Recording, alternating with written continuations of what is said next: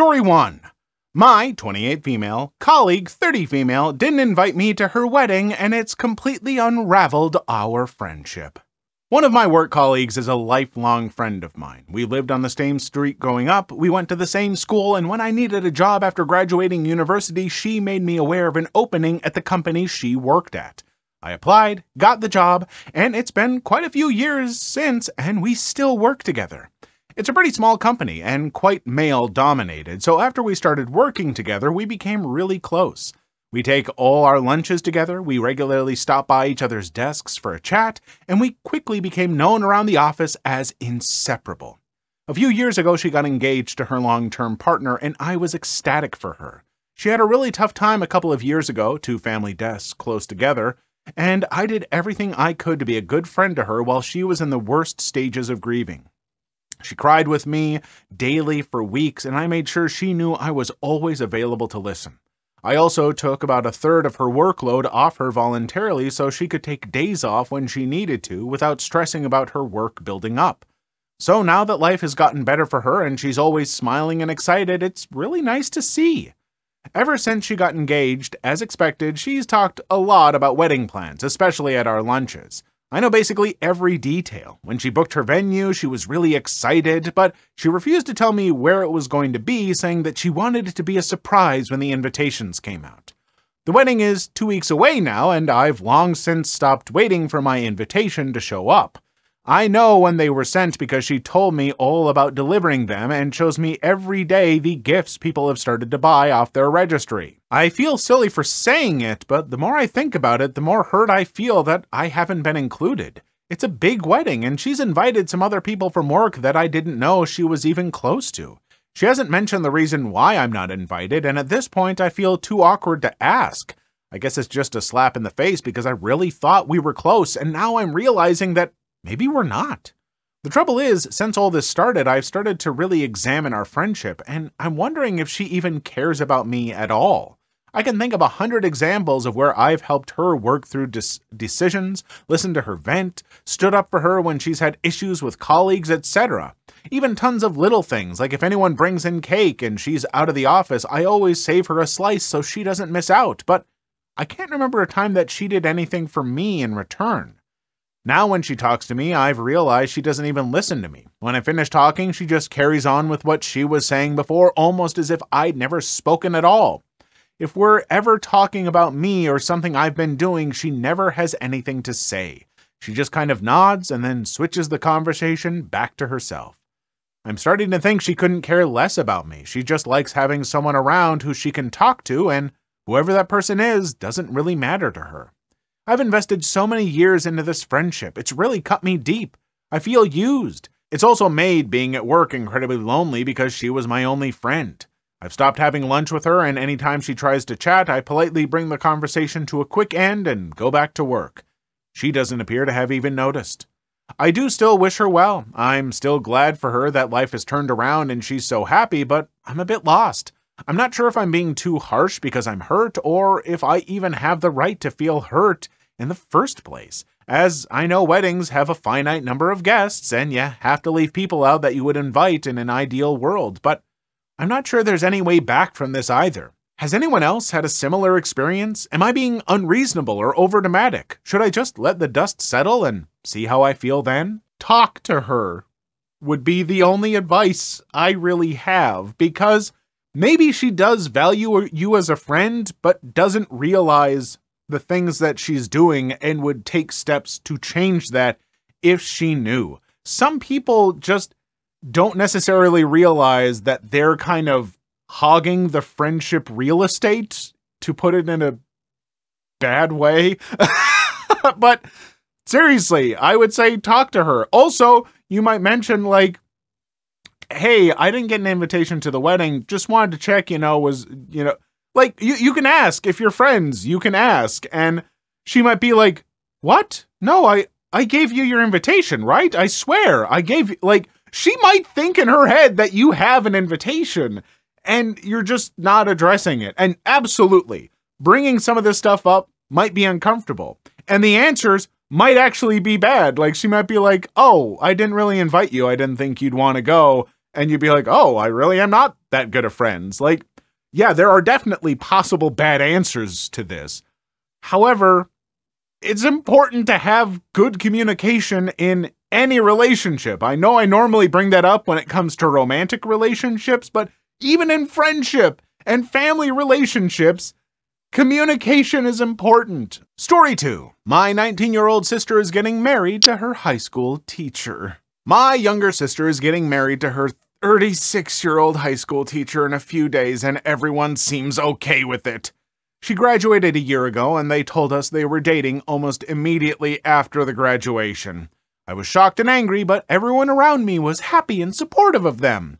The teacher divorced his wife 2 years ago and started paying attention to my sister. He spoke to her after class regularly and paid special attention to her studies.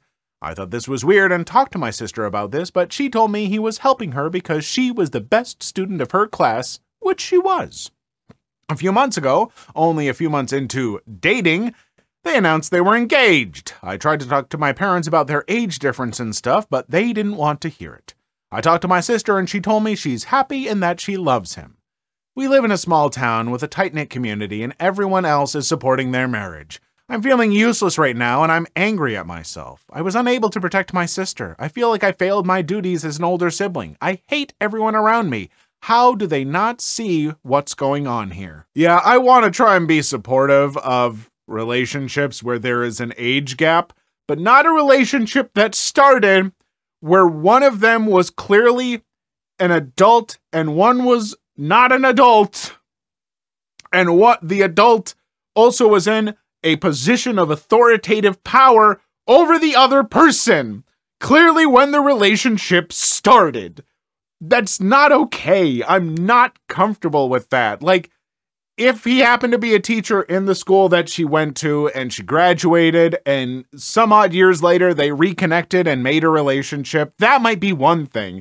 But it's right at she graduates and it's like, by the way, we're dating. And then months later, we're engaged. And oh yeah, he's 17 years older than me. I'm not okay with that. It's just skeevy. There's... No. To this person, the town you live in is ridiculous. Get out. Story 3. You want proof that my fiance is sick? You got it. I, 25 female, am engaged to my fiance Joey, 26 male. He recently had surgery on his leg and hip, but there were complications and he's been sick and weak since. We try not to ask for help, but this has put a big financial strain on us, to the point where we've spent our wedding savings on his recovery. We're fine with this because if we need to have a courthouse wedding, we're cool with it. We just want him to be healthy. But we did set up a temporary donation page to help with some of the expenses. A friend of mine, Carla, 25 female, donated $10 about a month ago, and I reached out to her to thank her. Last week, we posted an update, not asking for more money, but just to let people know that Joey had another setback and the doctors are creating an all-new treatment plan for him. Carla commented publicly and said the following: I'm beginning to question if he has actually been sick this long, or if y'all are just trying to get more money for your wedding. Who takes this long to recover from surgery, especially when you're an athlete? I said, I'm very offended and appalled that you would accuse us of faking anything. Maybe you're just having a bad day or a moment of bad judgment, but how shamefully low of you. She replied, I want my donation back unless you can show proof that he's sick, in a hospital bed or sitting in a doctor's office, anything. I sent her $10 to get her off our backs, but I also sent her a video, with Joey's approval, the proof she asked for. One of the concerns Joey has had is that he will get severely nauseous if he eats protein, which is what he's supposed to be doing, and when he overexerts himself, which he does sometimes. I sent her a video of him dry heaving into an emesis bag in the middle of PT. Now, one of his doctors asked us to record his physical therapy so they can see the progression of him not feeling well to hopefully make some adjustments. So I didn't take this video just to send to Carla, but to me it seemed like solid proof since she was asking for it. She said, what the hell? I have emetophobia. I didn't know this. And this just triggered me so bad. I hope you're happy with yourself. I feel like I've been traumatized. I said, so now you have $10 more to process this trauma in therapy. Hey, Carla, don't donate money if you're gonna be an absolute a-hole about it. Like, seriously, if you're gonna be, like, questioning people and, like, how is it taking this long? Show me the proof, blah, blah, blah. Like, then just don't send the money, okay? If you're gonna be, like, mean about it and gross, don't send it. Just don't, all right? They can get donations from better people out there. You sound miserable. So just, and why would you do that in, like, the public comments and stuff? And just people who think they know all about, like, health and medical stuff, and they're like, it shouldn't take this long to recover. What, from what? What do you know? Like, were you there? Were you reading his charts and stuff? Are you a Dr. Carla? No? Then shut up! Story 4. My brother-in-law tried to get me fired, so I ruined his wedding photos. This actually happened about 4 years ago. At the time, I was married to my now ex-wife. Her sister, Alice, was getting married to Roger, but let's backtrack a bit so I can set the scene. It's a bit long, but bear with me, friends. I had a storied past with Roger, and we did not care for each other in the least, to put it mildly. He is, a compulsive liar, mooch, and cheat, and had pretty much alienated Alice from most of her friends and family. He and I had a falling out over all this where I called him out on all his BS. In revenge, he told a lot of really horrible lies about me to the family and had done his best to try and get me fired from my job, as well as some other things I can't discuss. Really evil crap. As a result, we had to pay a lawyer to send him a cease and desist letter, and we went to NC with either of them. I wouldn't even be in the same building with him for any reason, including birthdays, Christmas, etc. After a few years, I was still NC, no contact with either of them. My wife would talk to her sister occasionally, which really didn't bother me. But I came under a lot of pressure from my in-laws to normalize things somewhat. You know, for the good of the family. Now, I got along great with my in-laws, and it was really important to them, so I gave it a shot. I would basically be at an event with them, but wouldn't socialize or engage with either of them. A few months later, they announced their engagement and began planning the wedding. My wife was to be maid of honor, and our kids, 6 and 4, would be flower girls and ring bearers. Now, I was absolutely not in the wedding party, this you must understand, and I was perfectly okay with that. As the planning continues, I get word that Roger would like to buy me a suit as his way of making amends, and so I wouldn't have to pack a suit of my own. I had plenty of suits, so this was a really odd request, but he came from some money and said it was his way of trying to make amends for all the BS in the past. Whatever, fine, I'll go along. I send my measurements over with my sons for the wedding planner. The wedding was in a different state, so I wouldn't be able to see the suit until we picked it up a day before the wedding. This concerned me, along with his insistence that I wouldn't have to bring a suit, so I packed my own suit as well, a nice charcoal gray two-piece with white collar and blue tie. We fly into the state, check into our hotel, and I head to the haberdasher to pick up the suits along with my son and father-in-law, also not in the wedding party, but also getting a suit. Turns out, Roger hadn't bought us suits, but had actually rented us the same cream-colored tuxedos as his side of the wedding party, basically trying to dress us up like the groomsmen despite not being in the wedding. I immediately saw why he didn't want me to pack a suit and had a good laugh at it, but said nothing and let him think he got over me. My wife also found this quite hilarious, and there we formulated our plan. The day of the wedding, everyone got dolled up in their wedding kits, champagne dresses, and cream tuxedos, and me in my charcoal gray suit. When Roger saw me, he was cordial but looked a bit irked. I found out through the grapevine that he was absolutely livid I didn't wear the tux, which frankly made my day. Now for the absolute best part, and cue the petty revenge, the pictures. Because I was from a close family, I was included in a lot of pictures by default, but my wife, bless her heart, made a point of pulling me into almost every picture she was able to. When the pictures came back, it was amazing. In at least 60% of the pictures, I was there somewhere and stood out like a sore thumb. 8 to 10 people all dressed the same in cream and white, and me in my almost black suit. Alice was so beyond peed that she had a near meltdown and insisted that everyone get together to retake the pictures the right way, which of course didn't happen as this was 3 months after the wedding. So yeah, enjoy your wedding album with its almost perfect color scheme and coordination.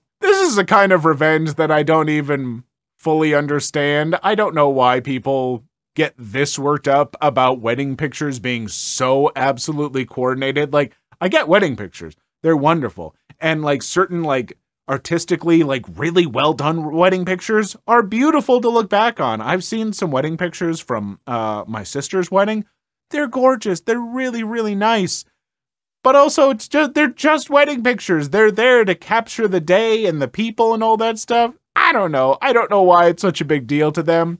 But I'm happy that it is, and it irks this Roger person because he sounds like a bit of a wiener. Story 5. My mother threw the biggest fit when I wouldn't name my child what she wanted me to. Got another story about my mom to share. This one happened about 14 years ago now. I, then a 21 male, and my wife, then 22 female, were happy to announce that we were expecting our first child. We had been trying for a while and had been told by the wife's doctor that she had some complications that would make it very difficult for her to conceive.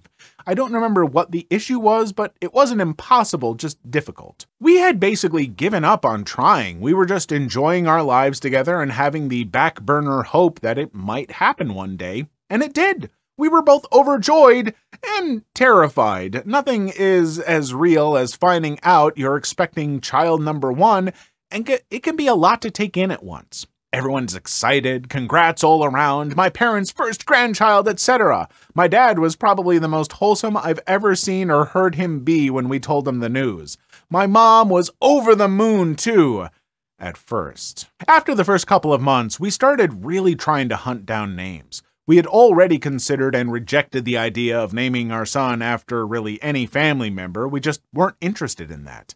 We both subscribed to the idea that the sound of a name is important. Your name is the very first impression people will have of you before even looking in your eyes. They can already have an opinion of you, and we wanted it to be a good one. I won't give details of what name we chose or what names we rejected. I'm not trying to bash on anyone's name, and I think now that actions are much more important than how a name sounds. When we told the family what we had decided to name him, one person took umbrage with our choice. Of course, my mom. According to my mother, at least one person in each generation needs to have a name. It's the family name, she practically wailed at me, and I wouldn't budge. It's the same name I gave you. For the record, I do not like my first name, and I am never called by it. I am mostly called by nicknames or my last name, never my first. I don't hate it, I just don't feel like it suits me or my personality. It's not a silly or archaic name, just not for me. It turned into quite a thing. I can't really remember all that she said, but suffice to say, we were the biggest traitors to the family, and we were tearing down tradition. She blamed my wife, saying that she had brainwashed me into it and all that. I was the one who came up with the name and wound up going with for him. Well, I talked to my grandma, and she said that the name wasn't really the name. It was her husband's name, and she named one of her sons the same. My mom named me with it and decided it was a tradition. We had several months of no contact after that because, frankly, we didn't want to deal with her BS. So, your mom wasn't mad that you were, like, tossing away family tradition. Your mom was mad that the thing that she tried to make into a family tradition didn't take hold. She's like, this is gonna be our family tradition, and you've got to do it. And you didn't, because that's ridiculous. Oh God. Like, if you want to have a traditional name that's in your family and everyone really likes that, I guess cool, whatever, but you have to be understanding if one member of the family finally decides, no, I don't want to do that. I'd like to name my child whatever I'd like to name them, please. And that has to be okay. And if you throw a fit about it, you're a ridiculous human being and maybe need to kind of adjust your priorities in life. Story 6. Today I effed up by realizing I wasn't washing my hair right for 20 plus years.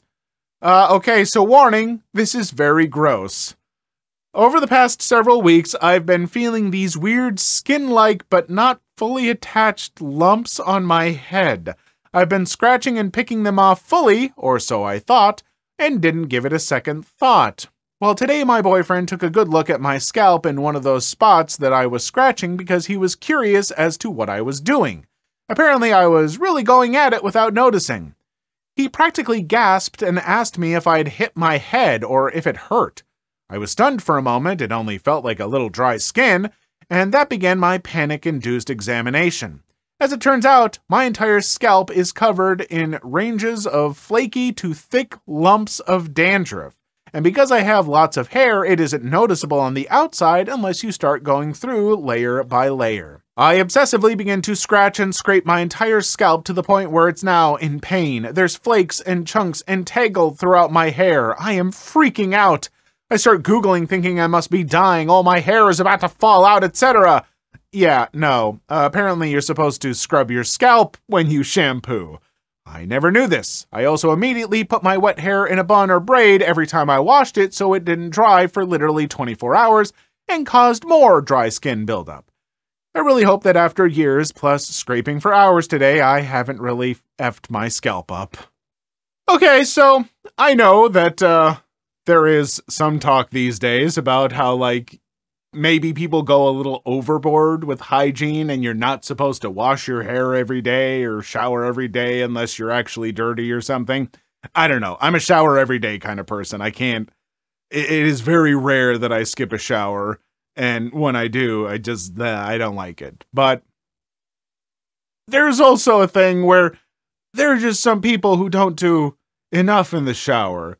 Like, seriously, folks, not just like, make sure you're scraping your scalp. And like, even I, bald as I might be, have like my washcloth all lathered up and go over my scalp because I'm getting all the skin cells and stuff off of it. Like, even when you're bald, it's still skin. It's still part of your body. Wash it. But when you have hair, yeah, you're supposed to be getting through and scrubbing and all that kind of stuff.